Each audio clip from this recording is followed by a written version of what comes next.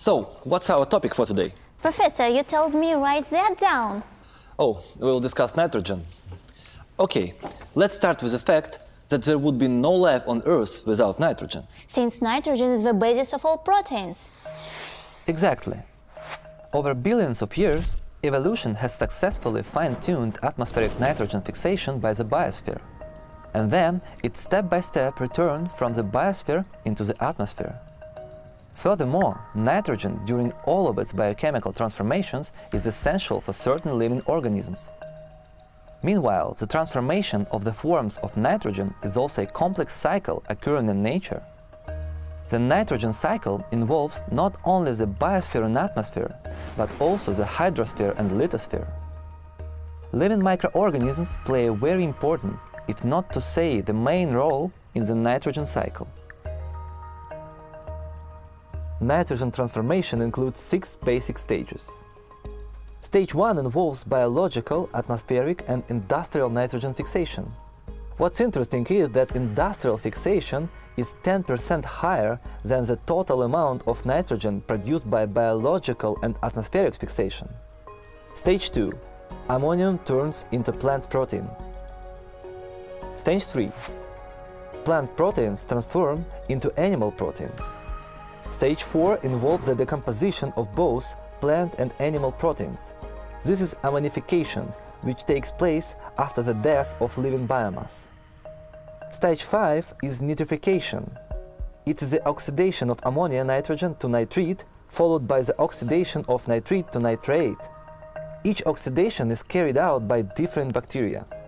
And finally, stage 6 is denitrification, where nitrite and nitrate are reduced to molecular nitrogen, which comes back into the atmosphere. Thus, the circle is closed, the cycle is complete.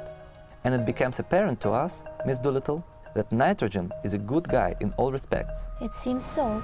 Exactly. But one must also admit that nitrogen is guilty of many things. I also think so, Professor. Okay, let's talk about that. As my colleagues say, there are no toxic substances, there are toxic concentrations. All nitrogen salts that we know have been in biosphere since its early days.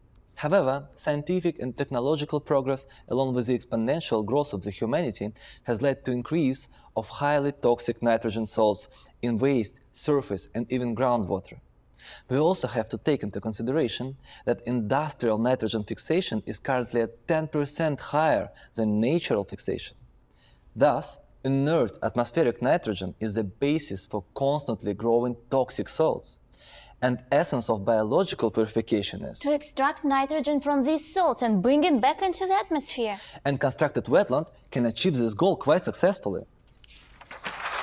As we know, wastewaters contain 2 forms of nitrogen, protein and ammonium nitrogen. For the transition of nitrogen bound in both of these forms in the atmosphere, conditions are created in the constructed wetland artificially. First, ammonification. Second, nitrification. And third, denitrification. Betsy, would you please explain these terms? That's easy. All these processes are carried out by microorganisms. Ammonification is an anaerobic or facultative anaerobic process where degeneration of plant and animal protein results in ammonia. Nitrification is a purely aerobic process where ammonium is oxidized to nitrates and further to nitrates. Denitrification is an anaerobic process where nitrates and nitrates transform into gaseous nitrogen. Right. Now could you imagine a constructed wetland with tiny fountains of water squirting above the surface periodically every day? Here's the question. Which of these processes is stimulated by that kind of method?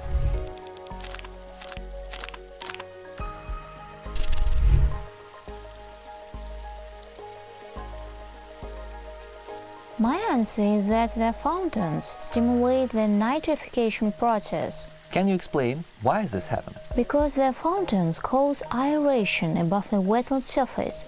It means they oxygenate wastewater. Only aerobic bacteria require oxygen. Definitely, nitrifying bacteria, as we know, consume oxygen. Moreover, during the first stage of nitrification, nitrites are formed, which are much more toxic than ammonium.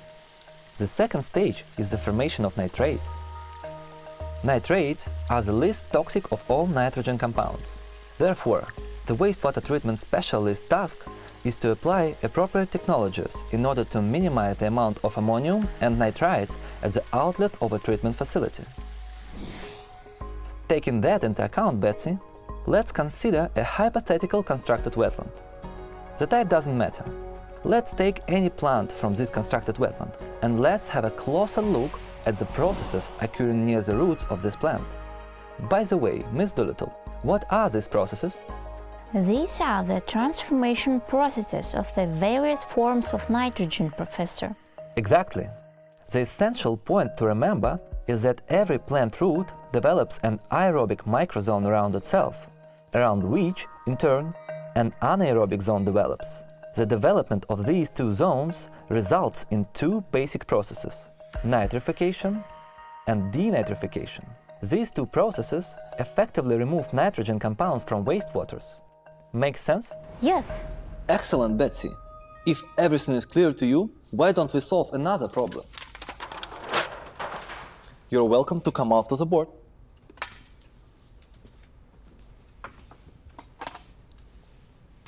Please, calculate the amount of nitrogen removed by a wetland in kilograms per day when we know the content of 3 mineral nitrogen forms in the wastewater at the inlet and at the outlet.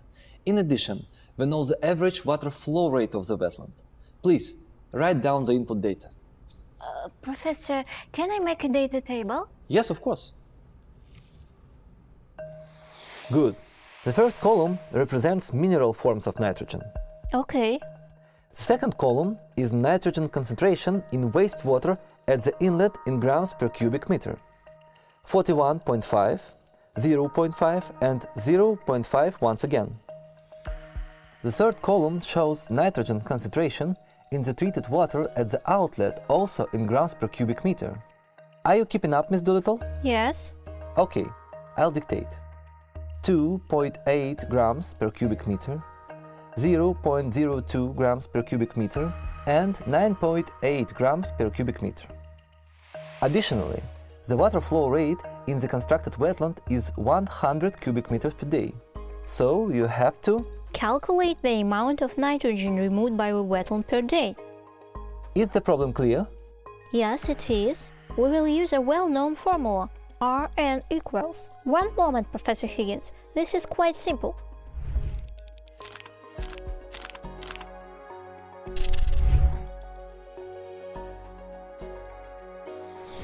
I have the answer, sir. 3 kilograms of nitrogen is removed from the wetland per day. The answer is correct. But I have to say that 3 kilograms of removed nitrogen per day, which makes up 70% of incoming nitrogen in the wastewaters, is not an impressive result. There are constructed wetlands which can remove up to 95% of nitrogen. In this regard, Betsy, it's useful to highlight the factors that influence the intensity of nitrification and denitrification processes. These factors include water temperature, the amount of substrate for bacteria, acidity of the water, and certainly the concentration of dissolved oxygen. Well done, Miss Doolittle. I will soon become your student. You are flattering me, Professor. Maybe just a little bit. So I have prepared some more questions for you as a wastewater treatment specialist. Let's imagine a constructed wetland, for example, with a horizontal subsurface flow. And let's consider once again both processes taking place in this wetland, nitrification and denitrification. What is the essence of each process? Nitrification is a biochemical process by which ammonium is first converted into nitrates and then into nitrates.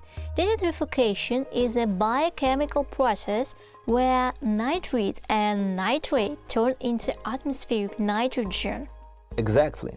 So, Here is the first question. What is the pH shift, acidic or alkaline, of the water environment during these processes in the constructed wetland? Okay. And here's the second question.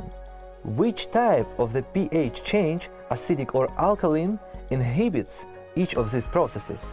Take your time, Betsy.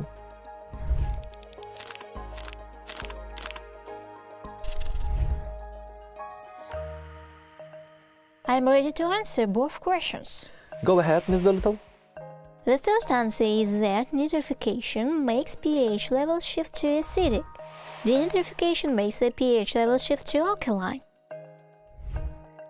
The second answer is that nitrification is inhibited by the acidification of the environment, and denitrification, in contrast, is inhibited by the alkalinization of environment, if I'm not mistaken, Professor.